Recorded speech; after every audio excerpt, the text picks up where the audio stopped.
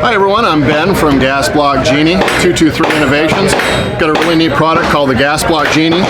It's a little device that gives you precision measurements that allow you to mount your gas block on an AR-15 platform rifle.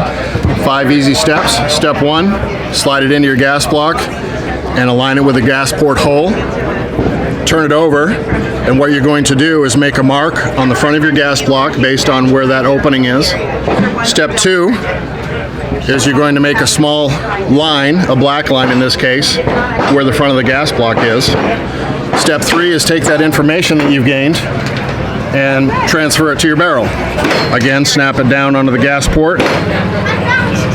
I'm going to do 2 things. I'm going to run a line down the barrel, which is going to give me a nice straight line to mount the gas block. I'm going to make a tick in the middle with my black marker, transferring the information here. And now all we're going to do is make 3 lines intersect. Most people think that when you're putting a gas block on an AR barrel, you just slam it into the shoulder. That's simply not the case.